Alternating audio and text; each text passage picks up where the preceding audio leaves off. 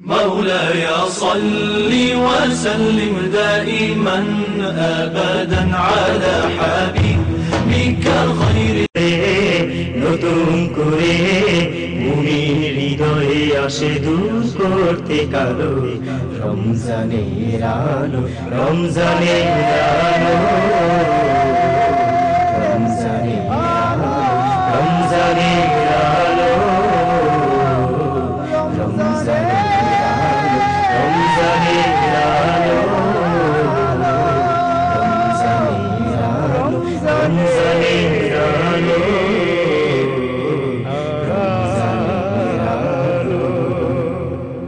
Haveli group রমজানের আলো। আসসালামু আলাইকুম ওয়া রাহমাতুল্লাহি ওয়া বারাকাতুহু। আলহামদুলিল্লাহি রাব্বিল আলামিন খালিকিস সামাওয়াতি ওয়াল আরদিন ওয়াসসালাতু ওয়াসসালামু আলা মান কানা নাবিয়্যান ওয়া আদামু বাইনাল মা'i ওয়াত তিন ওয়া আলা আলিহি ওয়া আসহাবিহি ওয়া আহলি বাইতিহি ওয়া ইতরাতিহি আজমাইন। أما بعد فقد قال الله عز وجل في القرآن الكريم لقد نصركم الله ببدر وأنتم أذلة صدق الله مولانا العظيم وصدق رسوله النبي الحبيب الكريم ونحن على ذلك من الشاهدين والشاكرين والحمد لله رب العالمين مولاي صل وسلم دائما أبدا على حبيبك خير الخلق كلهم। সুপ্রিয় দর্শক শ্রোতা, পবিত্র মাহে রমজান উপলক্ষে বিশেষ অনুষ্ঠান হাভেলি গ্রুপ রমজানের আলো থেকে আপনাদেরকে জানাচ্ছি অনেক অনেক শুভেচ্ছা। আজকে একটি বিষয়ে আপনাদের সামনে আমরা আলোচনা করব। সেই বিষয়টি হলো এই, ইসলাম আল্লাহর মনোনীত একমাত্র ধর্ম। আজকে সারা পৃথিবীতে 150 কোটি মুসলমান, এত বিশাল সংখ্যক মুসলমান যে ইসলাম ধর্ম আমরা লালন করে থাকি, এই ইসলাম কিন্তু সহজে আসেনি। এই ইসলামের পেছনে অনেক ত্যাগ তিতিক্ষা, অনেক কষ্ট, অনেক পরিশ্রম। স্বয়ং রাসূলুল্লাহ সাল্লাল্লাহু আলাইহি ওয়াসাল্লাম কষ্ট করেছেন, জিহাদ করেছেন, যুদ্ধের ময়দানে ঝাঁপিয়ে পড়েছেন। নবীজির সাথে সাথে হাজার হাজার সাহাবায়ে কেরাম তাদের জীবনের সব কিছু রেখে, জীবনের ঝুঁকি নিয়ে কাফের বেদিনদের সাথে যুদ্ধ করে, লড়াই করে, জিহাদ করে এই দিন ইসলামকে রক্ষা করেছেন, এই দিন ইসলামকে প্রতিষ্ঠিত করেছেন। সেই দিন ইসলাম আজকে আমরা পেয়েছি, একেবারে তৈরি করা একটি শরবতের মতো একেবারে সহজ সরলভাবে আমরা পেয়েছি। তাই তো আমরা ইসলামের মূল্যায়ন করতে জানি না। যে কষ্ট সাহাবায়ে কেরাম করেছেন তার লক্ষভাগের 1 ভাগও কিন্তু আমরা কষ্ট করি না। আজকে পবিত্র মাহে রমজান মুবারকের 17তম দিবসে আমরা সেই বিষয় নিয়ে আলোচনা করব। এমন একটা দিন, এই 17 তারিখ ইসলামের ইতিহাসের প্রথম যুদ্ধ, পবিত্র বদরের যুদ্ধ সংগঠিত হয়েছিল। স্বয়ং রাসূলুল্লাহ সাল্লাল্লাহু আলাইহি ওয়াসাল্লাম যে জিহাদের ময়দানে শরীক হয়েছিলেন, মাত্র 313 জন সাহাবীকে নিয়ে সহস্রাধিক কাফের বেদিনের সাথে যুদ্ধ করে, লড়াই করে প্রিয় নবী সাল্লাল্লাহু আলাইহি ওয়াসাল্লাম ইসলামের বিজয় কেতন উড়িয়েছিলেন। সেই বিজয়, চূড়ান্ত বিজয়ের ইতিহাস আজকে সারা পৃথিবীর মুসলমানদের সেই বিজয়ের সূচনা ঐতিহাসিক বদর দিবস। সেই যুদ্ধের মধ্যে যে সমস্ত সাহাবায়ে কেরাম অংশগ্রহণ করেছিলেন, আল্লাহ পাক রব্বুল আলামিন সমস্ত সাহাবীকে মাফ করে দিয়েছিলেন এবং ইরশাদ হয়েছে, ই'মালু মা শি'তুম, তোমরা যা ইচ্ছা তাই করতে পারো এখন থেকে। বদরের যুদ্ধ এমন একটি যুদ্ধ যে জিহাদের মধ্যে সাহাবায়ে কেরামের ত্যাগ তিতিক্ষা, কষ্ট, পরিশ্রম আল্লাহ পাক রব্বুল আলামিনের দরবারে কবুল হয়েছে। সেদিন তারা সবাই রোজাদার ছিলেন। তাদের ছিল না কোনো অত্যাধুনিক অস্ত্র শস্ত্র, ছিল না কোনো ট্রেনিং, ছিল সংখ্যায় কম। অধিক সংখ্যক কাফের বেদিনদের বিরুদ্ধে যুদ্ধে বিজয় লাভ করা, এটি সম্পূর্ণ মিরাকেল, একেবারে অবিশ্বাস্য। তারপরেও সত্য, কিভাবে তারা বিজয় লাভ করলেন, কিসের শক্তিতে তারা বিজয় লাভ করেছিলেন, কোন শক্তি তাদেরকে কাফের বেদিনদের সাথে ঝাঁপিয়ে পড়ার সেই সাহস, সেই হিম্মত জুগিয়েছিল? উত্তর একটাই, তারা ঈমানই বলে বলিয়ান ছিলেন এবং তারা নবী প্রেমে উজ্জীবিত ছিলেন। ইশক রসুল, নবী প্রেম, ইমানি তেজদীপ্ত বলিয়ানে তারা ঝাঁপিয়ে পড়েছিলেন। মহান রব্বুল আলামিন তাদেরকে সাহায্য সহযোগিতা করেছেন, আসমান থেকে ফেরেশতা নাজিল করে দিয়েছিলেন। লাকাদ নাসরাকুমুল্লাহু বিবাদরিন ওয়া আনতুম আযিল্লা। আল্লাহ পাক রব্বুল আলামিন ইরশাদ করেন যে হে মুসলমানরা, হে মুমিন মুসলমানরা, আমি তোমাদেরকে সাহায্য করেছিলাম বিবাদরিন, বদরের প্রান্তরে। আসমান থেকে আমি হাজার হাজার ফেরেশতা নাজিল করে দিয়েছিলাম। সুপ্রিয় দর্শক, সেই ঐতিহাসিক বদরের দিন, পবিত্র মাহে রমজানের 17 তারিখ, আমরা সেই সমস্ত ইতিহাসকে সামনে রেখে যদি আমাদের ঈমানকে মূল্যায়ন করতে পারি, তাহলেই হবে আমরা যথার্থ মুমিন এবং মুসলমান। আসুন, আমাদের নিয়মিত আয়োজন দর্শকদের প্রশ্ন উত্তর। আমরা চলে যাচ্ছি এখন আমাদের প্রশ্ন উত্তরে। আমাদের উপস্থিতি যারা উপস্থিত হয়েছেন প্রিয় দর্শক, তারা আজকে এক একটা করে প্রশ্ন করবেন। আমরা সেই প্রশ্নের আলোকে সলিউশন করার চেষ্টা করব ইনশাআল্লাহ। এর বাহিরে, আমাদের আলোচ্য বিষয়ের বাহিরেও যদি আপনাদের কোনো প্রশ্ন থাকে, আপনারা প্রশ্ন করতে পারবেন। আমরা চেষ্টা করব সেই প্রশ্নের সমাধান দেওয়ার জন্য। আসুন, 1 নম্বর প্রশ্ন করতেছিলেন, কে যেন প্রশ্ন করেছে, প্লিজ আপনি প্রশ্ন করুন। আমার নাম মোহাম্মদ হারুনুর রশিদ। হুজুর, আপনার কাছে জানতে চাই, ইসলামে জিহাদের মর্যাদা কতটুকু? হ্যাঁ ভাই, প্রশ্ন করেছেন ইসলামে জিহাদের গুরুত্ব কতটুকু। আসলে ইসলামে জিহাদ ফরজ। আগে আমাকে জিহাদের কনসেপ্ট বুঝতে হবে। জিহাদ মানে প্রচেষ্টা। পরিভাষায় দিন ইসলামকে প্রতিষ্ঠা করার জন্য এবং তাগুতি শক্তি থেকে দিন ইসলামকে রক্ষা করার জন্য, আল্লাহ রসুলের দুশমনের হাত থেকে দিন ইসলামকে, কোরআনে করিমকে হেফাজত করার জন্য বেদিনদের বিরুদ্ধে প্রচেষ্টা চালিয়ে যাওয়ার নাম হচ্ছে জিহাদ। এক কথায় ইসলামের শত্রুর বিরুদ্ধে যুদ্ধ করার নাম জিহাদ। জিহাদ 2 প্রকার, একটা জিহাদে আসগর আর একটা জিহাদে আকবর। একটা হচ্ছে জিহাদ বিল আসলাহা, অস্ত্র শস্ত্র নিয়ে যুদ্ধ করা, আর একটা হচ্ছে জিহাদ বিন নফস, নফসের সাথে যুদ্ধ করা। কোন এক যুদ্ধের ময়দান থেকে ফিরে এসে রাসূল করিম সাল্লাল্লাহু আলাইহি ওয়াসাল্লাম সাহাবায়ে কিরামদেরকে বলেছিলেন যে রাজানা মিনাল জিহাদিল আসগর ইলাল জিহাদিল আকবর। আমরা কাফের বেদিনদের সাথে যেই যুদ্ধ করেছিলাম সরাসরি অস্ত্র শস্ত্র নিয়ে, সেই যুদ্ধটা ছিল জিহাদে আসগর, ছোট যুদ্ধ। আর আমরা এখন চলে এসেছি বড় জিহাদের দিকে। এখন ইবলিস শয়তান আমাদের অন্তরে কুমন্ত্রণা দেবে, আমাদের ভিতরে প্ররোচনা দিয়ে আমাদেরকে দুনিয়াবী লোভ লালসার মধ্যে ফেলে দেওয়ার চেষ্টা করবে। গনিমতের মাল বন্টনের ক্ষেত্রে আমরা যেন লোভ লালসায় পড়ে না যাই। এক কথায় আমাদের নফসের সাথে আমাদেরকে এখন যুদ্ধ করতে হবে। সেই যুদ্ধের নাম হচ্ছে জিহাদে আকবর। জিহাদে আসগর হচ্ছে কাফের বেদিনদের বিরুদ্ধে, আর জিহাদে আকবর হচ্ছে নফসে শয়তানের বিরুদ্ধে। জিহাদ ছিল, জিহাদ আছে এবং কিয়ামত পর্যন্ত জিহাদ থাকবে। আল্লাহ পাক রব্বুল আলামিন কোরআনে কারীমে ইরশাদ করেছেন, ওমা লাকুম লা তুকাতিলুনা ফি সাবিলিল্লাহ। তোমাদের কি হয়েছে, আল্লাহর রাস্তায় তোমরা জিহাদ করো না কেন? ওয়াজাহিদু ফি সাবিলিল্লাহি হাক্কা ওয়াজাহিদু ফি সাবিলিহি হাক্কা জিহাদি। তোমরা আল্লাহর রাস্তায় সত্যিকার অর্থে জিহাদ করো। এইভাবে জিহাদের অনেক অনেক আয়াতে কারিমা এসেছে। তো সুতরাং জিহাদ ছিল, জিহাদ আছে, জিহাদ থাকবে। যখনই আল্লাহর বিরুদ্ধে কোনো কথা আসবে, যখনই রসুলের শানে কোনো বেয়াদবি হবে, যখনই কোরআনে কারীমের বিরুদ্ধে কোনো ব্যঙ্গ করা হবে, কোরআনে কারীমের বিরুদ্ধে কোনো বক্তব্য আসবে, কোনো মন্তব্য আসবে, কোনো লেখনী আসবে, কোনো বক্তব্য আসবে, তখন প্রতিটি মুসলমানের ঈমানি দায়িত্ব হচ্ছে তার প্রতিবাদ করা, তার প্রতিরোধ করা, তাকে বন্ধ করে দেওয়া। হাদিস শরীফের মধ্যে আসছে, মান রাআ মিনকুম মুনকারান ফালইউগাইয়িরহু বিয়াদিহি। মান রাআ মিনকুম মুনকারান ফালইউগাইয়িরহু বিয়াদিহি। যদি তোমরা কোনো অন্যায় দেখো, অবিচার দেখো, শরীয়ত বিরোধী কোনো কার্যক্রমকে যদি তোমরা লক্ষ্য করো, তোমাদের দায়িত্ব হবে ফালইউগাইয়িরহু বিয়াদিহি, হাত দিয়ে, শক্তি দিয়ে সেটাকে প্রতিরোধ করা। ফাইন লাম ইস্তাতি ফাবিলিসানিহি, সেটা যদি কোনো কারণে সম্ভব না হয়, ফাবিলিসানিহি, মুখে প্রতিবাদ করতে হবে, জবান দিয়ে প্রতিবাদ করতে হবে। ফাইন লাম ইস্তাতি ফাবিকলবিহি, সেটাও যদি সম্ভব না হয়, অন্তর দিয়ে ঘৃণা করতে হবে। ওয়াযালিকা আদাফুল ঈমান, এটাই হচ্ছে দুর্বল ঈমানের পরিচায়ক।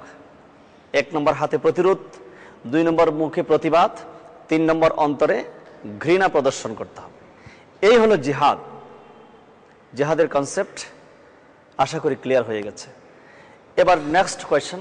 আসসালামু আলাইকুম, আমি মোহাম্মদ কাউসার হুসাইন, আমি একজন ছাত্র। আমি হুজুরের কাছে জানতে চাচ্ছি যে বর্তমানে বোমা ফাটিয়ে জিহাদ করা এর হুকুম বা এর শাস্তি কি, তা জানালে আমি উপকৃত হব। প্রশ্ন করেছেন বোমা ফাটিয়ে জিহাদ করা যাবে কিনা। আজকালকার আমাদের দেশে একটা কালচার হয়ে গেছে, কারণে অকারণে বোমা ফাটানো হয়। আদালতে বোমা ফাটানো হয়, রাস্তায় বোমা ফাটানো হয়, গাড়িতে বোমা ফাটানো হয়, শিক্ষা প্রতিষ্ঠানে বোমা ফাটানো হচ্ছে। ইসলামের ইতিহাস যদি আমরা একটু পর্যালোচনা করি, ইসলামের ইতিহাসে কোনো যুদ্ধ আক্রমণাত্মক ছিল না, অ্যাগ্রেসিভ কোনো যুদ্ধ কিন্তু ইসলাম সমর্থন করে না। ইসলামের ইতিহাস বদরের যুদ্ধ, উহুদের যুদ্ধ, খন্দকের যুদ্ধ, খাইবারের যুদ্ধ, আমরা এই সমস্ত জিহাদকে যদি একটু অ্যানালাইসিস করি, আমরা একটা জিনিস বুঝতে পারি যে কোনো যুদ্ধ অ্যাগ্রেসিভ ছিল না, সকল যুদ্ধ ছিল ডিফেন্সিভ, প্রতিরক্ষামূলক।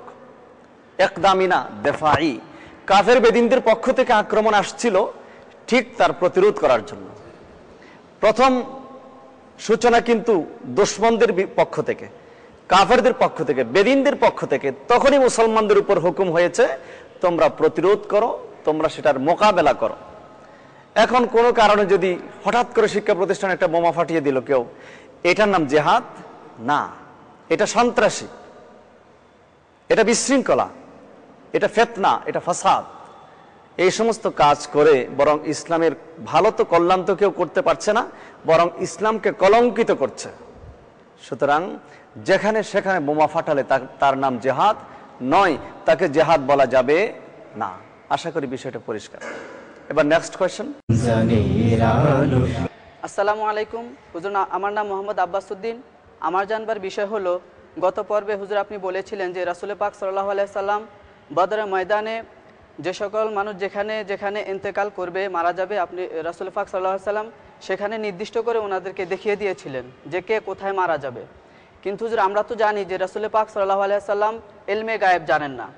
এখন আমার প্রশ্ন হলো, যদি রাসূল পাক সাল্লাল্লাহু আলাইহি সাল্লাম ইলমে গায়েব নাই জানেন, তাহলে কিভাবে রাসূল পাক সাল্লাল্লাহু আলাইহি সাল্লাম বললেন যে বদরের ময়দানে কে কোথায় মারা যাবে? হ্যাঁ, বদরের যুদ্ধে রাসূল পাক সাল্লাল্লাহু আলাইহি ওয়াসাল্লাম আগের রাত্রিতে বলে দিয়েছিলেন একটা ব্যতিক্রমধর্মী ঘটনা। বদরের যুদ্ধে পরের দিন কে কোথায় মারা যাবে কাফের বেদিনরা, রাসূল পাক সাল্লাল্লাহু আলাইহি ওয়াসাল্লাম আগেই বলে দিয়েছেন যে আবু জেহেল অমুক জায়গায় মারা যাবে, উতবা অমুক জায়গায় মারা যাবে, অমুক কাফের এই জায়গায় মারা যাবে। লাঠি দিয়ে চিহ্নিত করে দিয়েছিলেন রাসূল পাক সাল্লাল্লাহু আলাইহি ওয়াসাল্লাম। বদরের যুদ্ধের মধ্যে বিজয় লাভ হবে সেটা আগে থেকে রাসূল পাক সাল্লাল্লাহু আলাইহি ওয়াসাল্লাম জানতেন। নবীজি আল্লাহর দরবারে দোয়া করেছিলেন, আল্লাহ আজকের এই জিহাদে যদি আমরা পরাজিত হয়ে যাই, তাহলে তোমার ইবাদত করার মতো কোনো মানুষ থাকবে না, তোমার ইবাদত করার মতো কেউ থাকবে না। নবীজি দোয়া করতে করতে হাত এতটুকু উপরে উঠিয়েছিলেন, নূরানি বগল মোবারক দেখা যাচ্ছিল। হযরত আবু বকর সিদ্দিক রাদিয়াল্লাহু তাআলা আনহু নবীজির হাত মোবারক ধরে বলেছিলেন, ইয়া রাসূলুল্লাহ যথেষ্ট হয়েছে, আর বলতে হবে না। আমার একান্ত বিশ্বাস আপনার দোয়া আল্লাহর দরবারে কবুল, নিশ্চয় আল্লাহ পাক রব্বুল আলামিন এই যুদ্ধের মধ্যে আমাদেরকে বিজয় দান করবেন। নবীজি আগের রাত্রি বলে দিয়েছিলেন যে কে কোথায় মারা যাবে। মজার ব্যাপার হলো, পরের দিন দেখা গেছে যে আল্লাহর হাবিব সাল্লাল্লাহু আলাইহি ওয়াসাল্লাম লাঠি মোবারক দিয়ে যেখানে যেখানে চিহ্নিত করেছিলেন এবং যেখানে যে মারা যাবে, কোন কাফের কোথায় মারা যাবে বলেছিলেন, ঠিক পরবর্তী দিন দেখা গেল ওই সমস্ত কাফেররা সেখানেই মরে পড়ে রয়েছিল। এটা সম্ভব, এটা সকলের দ্বারা সম্ভব না, এটা আমাদের প্রিয় নবীর দ্বারা সম্ভব। কারণ আল্লাহ পাক রব্বুল আলামিন আমাদের প্রিয় নবীকে সেই এলেম দান করেছিলেন, এটার নাম হচ্ছে এলমে গায়েব। এটার নাম এলমে গায়েব। আল্লাহ প্রদত্ত এলমে গায়েবের মাধ্যমে নবীজি বলেছিলেন যে অমুক জায়গায় অমুক কাফের, অমুক জায়গায় অমুক কাফের, অমুক জায়গায় অমুক কাফের মারা যাবে, এবং যেইভাবে বলেছিলেন সেইভাবেই হয়েছে। পবিত্র কোরআন কারীমের মধ্যে আল্লাহ পাক রব্বুল আলামিন ইরশাদ করেছেন সূরা নিসা 133 নম্বর আয়াতে, ওয়াল্লামাকা মা লাম তাকুন তা'লামু ওয়া কানা ফাদলুল্লাহি আলাইকা আযীমা। রাসূল, আপনি যাহা জানতেন না, আল্লাহ পাক রব্বুল আলামিন আপনাকে সব কিছু জানিয়ে দিয়েছেন।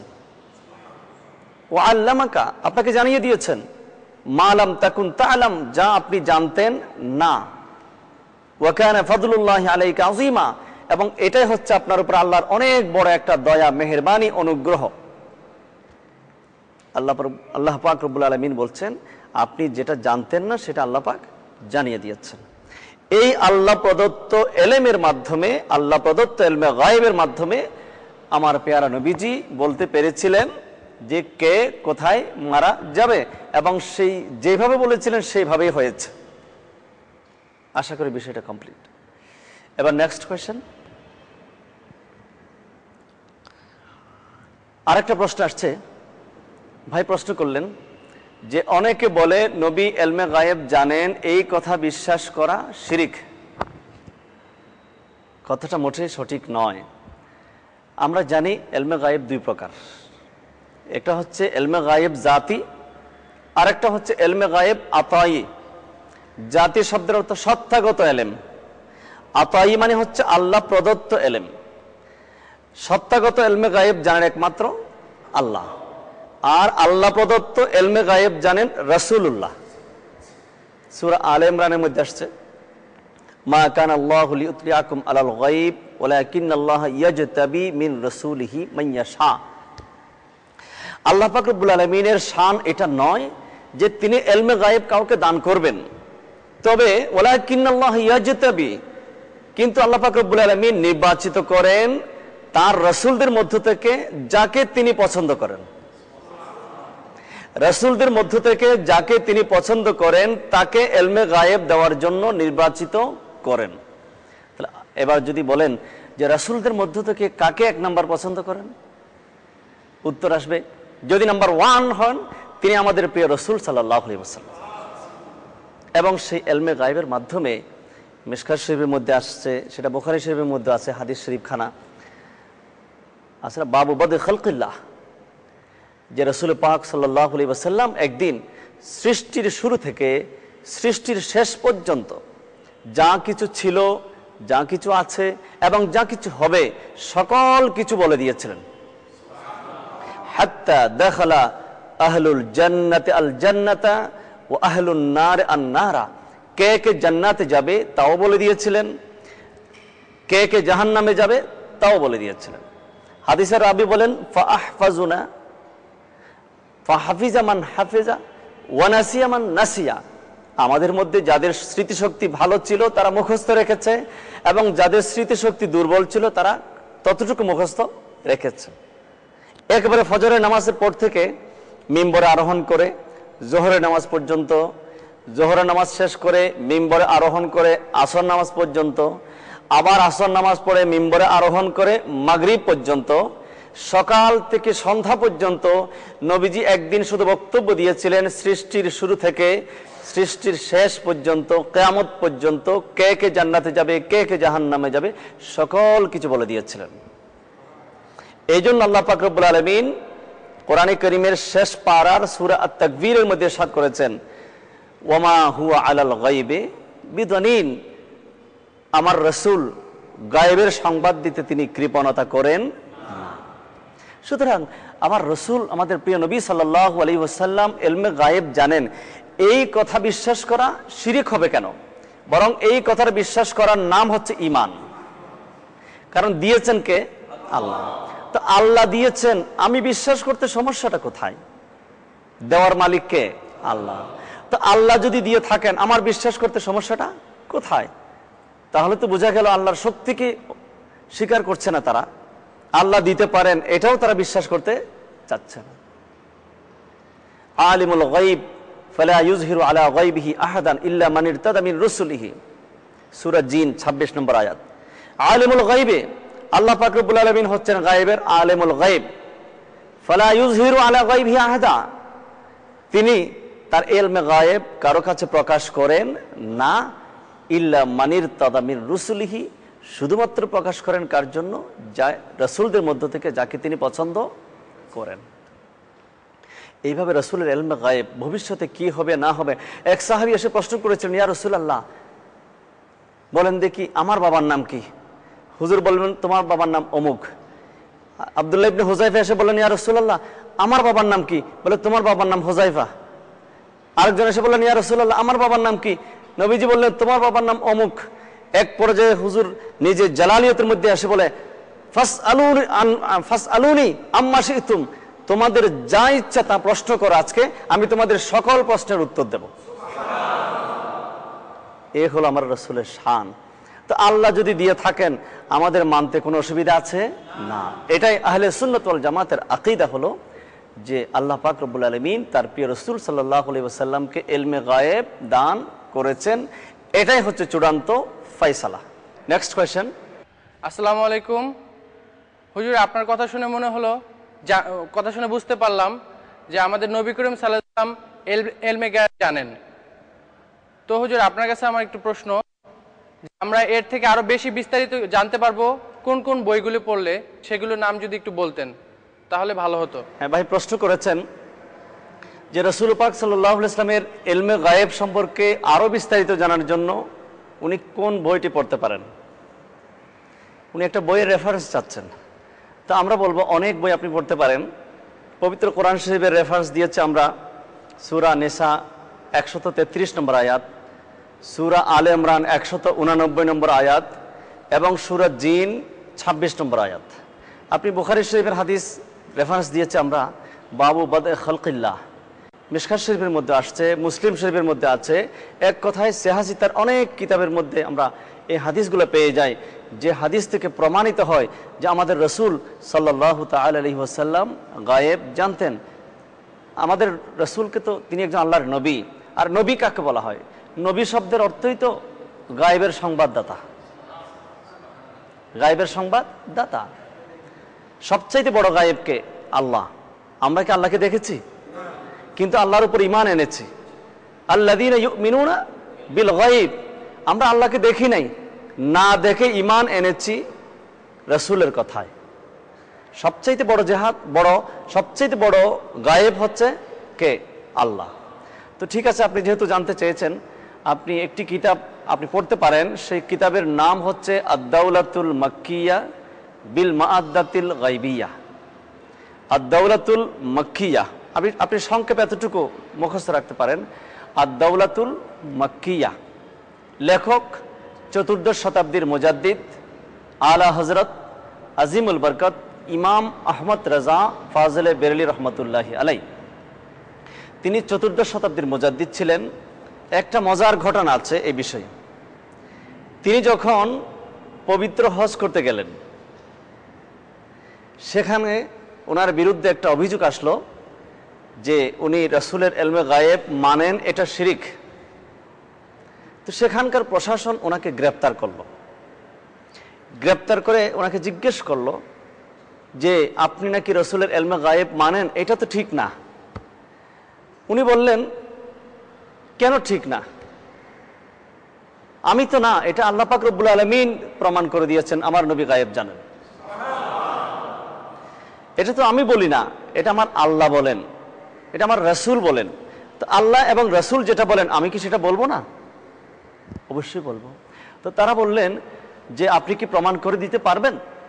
উনি বললেন ঠিক আছে, আমি প্রমাণ করে দেব। বলে ঠিক আছে, আমাদেরকে প্রমাণ করে দেন, কিভাবে?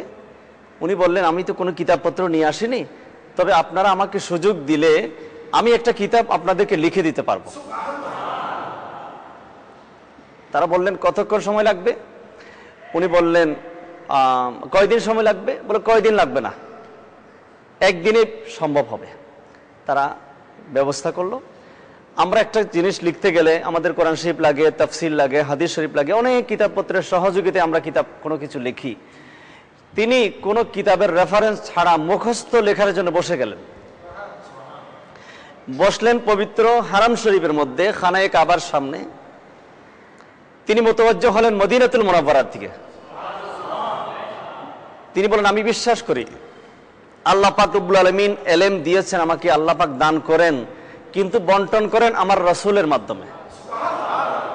ইন্নামা আনা কাসিমুন আল্লাহু ইউতি, দেওয়ার মালিককে আল্লাহ, কিন্তু বন্টন করেন রাসূলুল্লাহর মাধ্যমে। এটা বুখারী শরীফের হাদিস, মিশকাত শরীফের মধ্যে আসছে। ইন্নামা আনা কাসিমুন আল্লাহু ইউতি, আল্লাহ দান করেন, বন্টন করেন রাসূলুল্লাহর মাধ্যমে। এই জন্য নবীজির দরবারে মুতাওয়াজ্জিহ হয়ে তিনি লেখা শুরু করলেন। মাত্র 8 ঘন্টার ভিতরে বিশাল একটা কিতাব তিনি লিখে ফেললেন ইলমে গায়বের উপরে। সেই কিতাবের নাম আদ-দাওলাতুল মাক্কিয়া বিল মাআদ্দাতিল গায়বিয়া। ওই কিতাব লিখে যখন প্রশাসনের হাতে দিয়ে দিলেন, প্রশাসন সেটা দেখলেন ভালোভাবে। উনি কোরআন এবং হাদিসের বাহিরে একটা শব্দও লিখেন নাই। কোরআন হাদিসের বাহিরে উনি কোনো শব্দ লিখেন নাই। কোরআন হাদিসের বাহিরে কোনো কথা তিনি বলেন নাই। তখনই তাকে সেখান থেকে মুক্তি দেওয়া হলো, যে বেকসুর খালাস দেওয়া হলো। তিনি পবিত্র হারাম শরীফে হজ্জে বাইতুল্লাহ আদায় করলেন, এরপরে জিয়ারতে মদিনায়ে মুনাওয়ারা আদায় করলেন, সব কিছু শেষ করে চলে আসলেন। এই হলো আদ-দাওলাতুল মাক্কিয়া কিতাবের ইতিহাস প্রেক্ষাপট। আমরা আপনাদেরকে অনুরোধ করতে পারি, আপনারা আদ-দাওলাতুল মাক্কিয়া বিল মাআদ্দাতিল গায়বিয়া, এই কিতাবটা বাংলা ভাষায় অনুবাদ হয়েছে, অনুদিত হয়েছে, আপনারা সেই বইটুকু পড়বেন। সেখানে কোরআন এবং হাদিসের আলোকে প্রামাণ্য দলিলের ভিত্তিতে তিনি প্রমাণ করেছেন যে আল্লাহ পাক রব্বুল আলামিন আমাদের নবীকে যে সমস্ত বিশেষ বৈশিষ্ট্য দান করেছেন, তন্মধ্যে অন্যতম একটা বৈশিষ্ট্য হচ্ছে ইলমে গায়ব। এটা মানার নাম হচ্ছে ঈমান, এটা মানার নাম হচ্ছে আল্লাহকে মানা। এটাকে যদি আমরা না মানি, আল্লাহর শক্তিকে আমরা অমান্য করলাম, কোরআনকে অস্বীকার করলাম, হাদিসকে অস্বীকার করলাম। আমরা কারো ব্যক্তিগত কাউকে খুশি করার জন্য কিছু বলবো না। আমরা যা বলবো পবিত্র কোরআন থেকে বলবো, আমরা যা বলবো পবিত্র হাদিস শরীফ থেকে বলবো। কোরআন এবং হাদিস যেটা বলে আমরা কি সেটা মানতে বাধ্য না? আশা করি বিষয়টা পরিষ্কার হয়ে গেছে। এবার নেক্সট কোয়েশ্চেন। এতক্ষণ পর্যন্ত এই স্টুডিওতে উপস্থিত উলামায়ে ইকরাম ইলমে গায়ব হুজুর করিম সাল্লাল্লাহু আলাইহি ওয়াসাল্লামের জন্য আছে কিনা এ নিয়ে আলোচনা করেছেন। আলহামদুলিল্লাহ, অনেক দলিল আদিল্লার ভিত্তিতে উপস্থিত উলামায়ে ইকরাম কোরআন এবং হাদিসের আলোকে হুজুর করিম সাল্লাল্লাহু আলাইহি ওয়াসাল্লামের জন্য ইলমে গায়ব সাবিত করেছেন এবং হুজুর সাল্লাল্লাহু আলাইহি ওয়াসাল্লামের জন্য ইলমে গায়ব আছে। হুজুর সাল্লাল্লাহু আলাইহি ওয়াসাল্লামকে আল্লাহ জাল্লা শানুহু যে ইলমে গায়ব প্রদান করেছেন, এটাকে উলামায়ে ইকরামের বর্ণনা থেকে সাব্যস্ত হলো এটা ইলমে আতায়ী। আল্লাহ জাল্লা শানুহুর কাছে যে ইলমে গায়ব আছে সেটা হলো জাতি। জাতি আর আতায়ী এক নয়। এই জন্য যে সমস্ত আয়াতের মধ্যে উলামায়ে ইকরাম বলেছেন ইলমে গায়ব আল্লাহ ছাড়া আর কেউ জানে না, সেটা হলো জাতি। আর যে সমস্ত আয়াত এবং দলিলের মধ্যে আল্লাহর নবী এবং রসুলগণ গায়ব জানেন বলে প্রমাণিত হয়েছে, সেগুলো হলো ইলমে আতায়ী। সুতরাং কোরআনে করিমের মধ্যে অসংখ্য আয়াতের মধ্যে ইলমে গায়ব সম্পর্কে আয়াত রয়েছে। পুরো কোরআন শরীফে হলো ইলমে গায়বের মূল দলিল এবং ভিত্তি। ওই সমস্ত আয়াতে কেরামের মধ্যে উলামায়ে কেরামও পাঠ করেছেন। তন্মধ্যে উল্লেখযোগ্য আয়াত আল্লাহ তাআলা ইরশাদ করেন সূরা আল ইমরানের মধ্যে 44 নম্বর আয়াতে, যালিকা মিন আনবাইল গায়ব নুহিহি ইলাইকা। 2 নম্বর আয়াত সূরা ইউসুফের মধ্যে 102 নম্বর আয়াত, যালিকা মিন আনবাইল গায়ব নুহিহি ইলাইকা। সূরা হুদের মধ্যে 49 নম্বর আয়াত, তিলকা মিন আনবাইল গায়ব নুহিহা ইলাইকা। সূরা আল ইমরানের 179 নম্বর আয়াতের মধ্যে আল্লাহ তাআলা ইরশাদ করেন, মা কানা আল্লাহু লিয়ুতলিয়াকুম আলাল গায়ব ওয়ালাকিন্নাল্লাহা ইয়াসতাবি মিন রুসুলিহি মান ইয়াশা। এই সমস্ত আয়াতে করিমের মাধ্যমে স্পষ্টভাবে সাব্যস্ত হুজুর করিম সাল্লাল্লাহু আলাইহি ওয়াসাল্লামকে আল্লাহ জাল্লা শানুহু ইলমে গায়ব প্রদান করেছেন। আসসালামু আলাইকুম, আমার নাম মোহাম্মদ আরিফুল ইসলাম। আমরা অনেকেই আলা হজরতের নাম শুনে থাকি, কিন্তু আলা হজরতকে তা আমরা অনেকেই জানি না। ওনার সম্পর্কে বিস্তারিত জানালে উপকৃত হব। যে এতক্ষণ যেই কিতাবের নাম এবং যেই কিতাবের লেখকের কথা বললাম, ওনার কৌতূহল সৃষ্টি হয়েছে সেই লেখকের ব্যাপারে একটু জানার জন্য। আমি একটু আগেও বলেছি ওনার নাম, ওনাকে আলা হজরত হিসেবে সবাই চিনে। পরিপূর্ণ নাম হচ্ছে আহমদ রেজা। আলা হজরত হিসেবে সবাই চিনে। 14 শতাব্দীর মুজাদ্দিদ। হাদিস শরীফের মধ্যে আসছে, মেশকাত শরীফের মধ্যে আছে, ইন্নাল্লাহা ইয়াবআসু আলা রাসি কুল্লি মিয়াতি সানাতিন মান ইউজাদ্দিদু লাহা দীনাহুম। আল্লাহ পাক রব্বুল আলামিন প্রতি শতাব্দীতে, প্রতি 100 বছরের মাথায় এক একজন আল্লাহর প্রিয় বান্দা পৃথিবীর মধ্যে পাঠান, যিনি দ্বীন ইসলামকে সংস্কার করেন।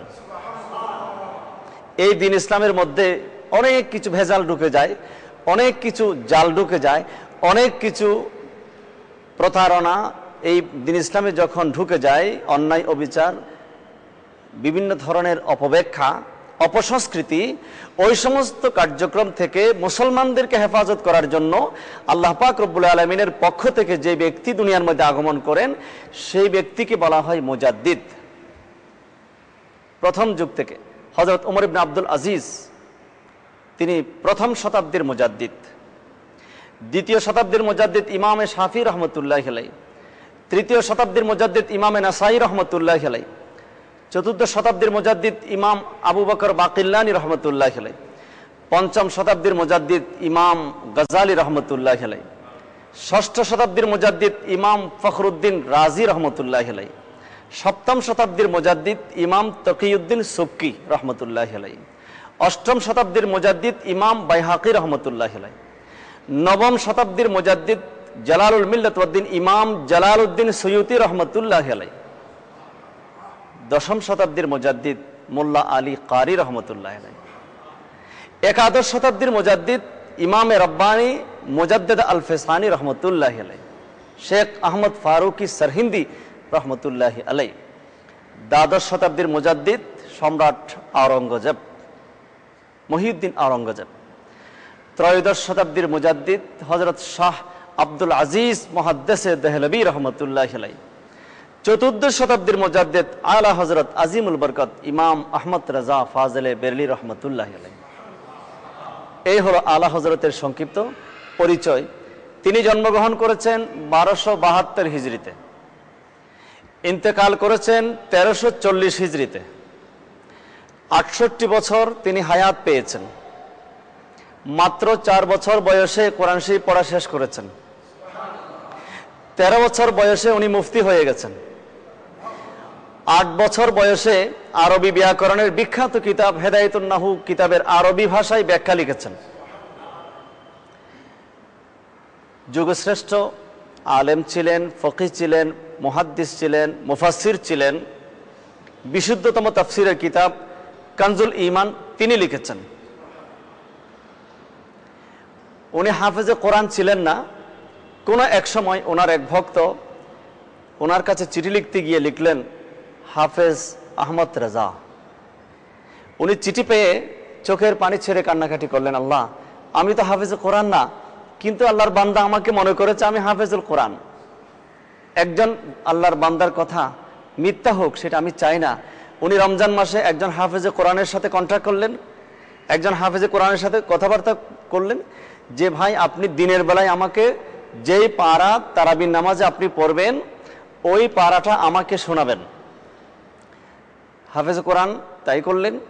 মাহে রমজানের প্রথম দিন এক পারা শোনালেন, আলা হযরত এক পারা শুনলেন। শুনে ওই একবার শুনেই তিনি মুখস্থ করে সেদিন রাত্রে তারাবির নামাজে ইমামতি উনি নিজেই করলেন। ওনাকে যখন প্রথমে মক্তবে নিয়ে যাওয়া হয় আলিফ বা পড়ার জন্য, ওস্তাদের মুখে মুখে আলিফ বা তাসা পড়লেন। যেই মাত্র লাম আলিফ পর্যন্ত গেলেন, এই ছোট বাচ্চা প্রশ্ন করে বসলেন যে হুজুর, আলিফ এবং লাম তো একবার পড়লাম, আবার লাম আলিফ দ্বিতীয়বার কেন? এমন ছোট বাচ্চার মুখে এত কঠিন প্রশ্ন শুনে ওস্তাদ নিজে আশ্চর্যান্বিত হয়ে গেলেন। তখন ওস্তাদ জবাব দিলেন, যেমন শাগরিদ তেমন ওস্তাদ। বলে যে বাবা দেখো, যে আলিফ বা তা সা এগুলো হচ্ছে বিচ্ছিন্ন অক্ষর, আরবি ভাষার মধ্যে বিচ্ছিন্ন অক্ষরের পাশাপাশি যুক্ত অক্ষরও যে থাকতে পারে সেটা দেখানোর জন্য লাম আলিফ দিয়েছেন। উনি প্রশ্ন করলেন, আবার কাউন্টার প্রশ্ন, যে লাম আলিফ কেন, লামের সাথে আলিফ কেন, লামের সাথে বা দিতে পারলো না, তা দিতে পারলো না, জিম দিতে পারলো না? বলে না, দেখো এখানে আরো রহস্য আছে, যে লামের সাথে আলিফের একটা গভীর সম্পর্ক আছে। লাম লিখতে গেলে 3টা অক্ষর আসে, লাম আলিফ মিম, আর আলিফ লিখতে গেলে 3টা অক্ষর আছে, আলিফ লাম ফা। আলিফের মধ্যম অক্ষর লাম, আর লামের মাঝের অক্ষর আলিফ। তো লামের ভিতরে আলিফ আছে, আলিফের ভিতরে লাম আছে, উভয়ের মধ্যে যে একটা গভীর সম্পর্ক সেটা বোঝাবার জন্য লাম আলিফকে একত্রিত করেছে। ওস্তাদ আশ্চর্য হয়ে গেলেন যে এই বাচ্চা একদিন অনেক বড় হবে। তাই হয়েছে, একজন ব্যক্তি বয়স মাত্র 68 বছর, এই 68 বছরে উনি 1500 কিতাব লিখেছেন। কয় হাজার? 1500 কিতাবকে হিসেব করে দেখা হলো, এই বয়সের ভিতরে উনি যে কিতাব লিখলেন হিসেব করে দেখা গেল প্রতি 4 ঘন্টায় একটা কিতাব লিখেছেন। প্রতি 4 ঘন্টায় একটা বই তিনি লিখেছেন। তিনি শুধু কোরআনের তাফসীর করেছেন এমনটি না, তিনি হাদিসের শরা লিখেছেন, উনি অর্থনীতির বই লিখেছেন, পলিটিক্যাল সায়েন্সের বই লিখেছেন, মেডিকেল সায়েন্সের বই লিখেছেন, উনি আরবি ব্যাকরণ লিখেছেন, উনি তাসাউফ লিখেছেন, এলমুল বালাগাত লিখেছেন, এলমুল কালাম লিখেছেন, এলমুল সিয়াসা লিখেছেন। এইভাবে প্রায় 50টি বিষয়ের উপর উনি 1500 কিতাব লিখেছেন। একটা ঘটনা মনে পড়ে গেল, 1919 সালের ঠিক আগ মুহূর্তে আমেরিকার বিজ্ঞানীরা গবেষণা করে তারা বুঝতে পারল যে মহাশূন্যের মধ্যে একটা প্রলয় হবে। তখনকার বিখ্যাত একজন বিজ্ঞানী ডক্টর UF ইউরেকা, উনি ডিক্লেয়ার করলেন 1919 সালের 17 ডিসেম্বর বৃহস্পতি গ্রহ থেকে এক খণ্ড টুকরা এসে পৃথিবীর মধ্যে আঘাত করবে, এই পৃথিবী নিশ্চিহ্ন হয়ে যাবে, ধ্বংস হয়ে যাবে, মহাপ্রলয় হবে। আলা হযরত এই কথা শোনার পরে উনি গবেষণা করে দেখলেন না, আমেরিকার বিজ্ঞানী UF ইউরেকা যে কথা বলেছেন সেটা সঠিক না।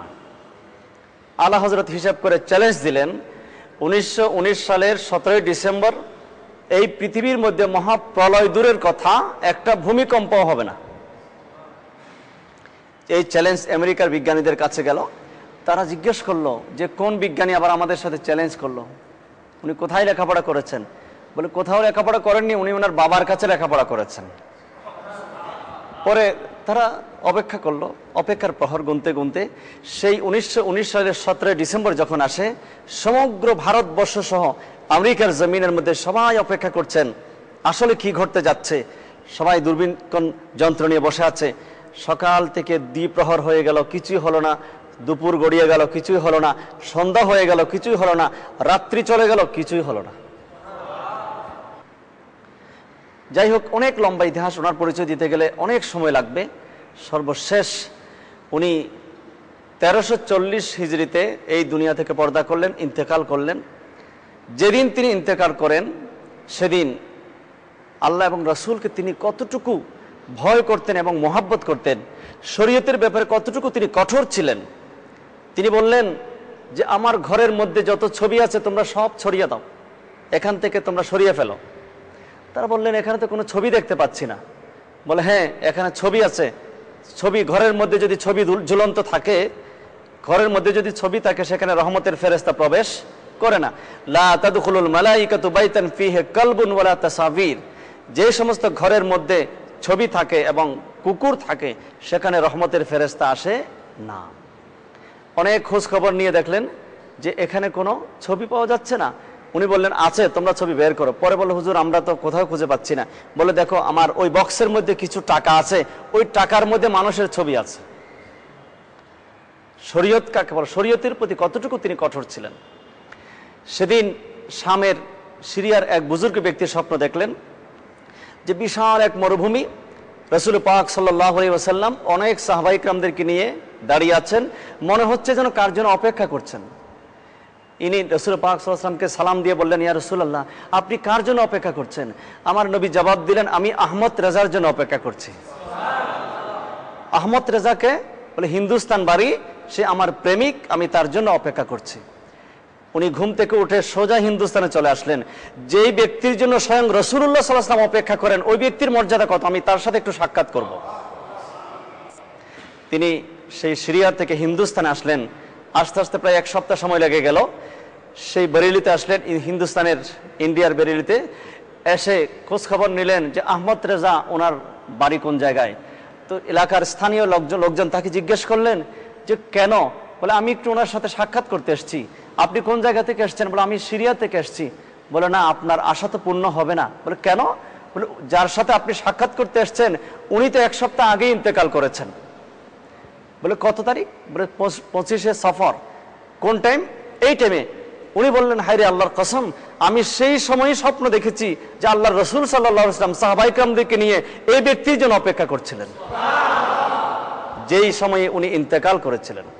আল্লাহর রাসূলের দরবারে কতটুকু মকবুল তিনি হয়েছিলেন। এমন একজন ব্যক্তিত্ব আলা হযরত আজিমুল বরকত ইমাম আহমদ রেজা ফাজিলে বেরেলী রহমতুল্লাহি আলাইহি। আশা করি সংক্ষিপ্ত হলো আমরা ওনার জীবনী সম্পর্কে কিছু জানতে পেরেছি।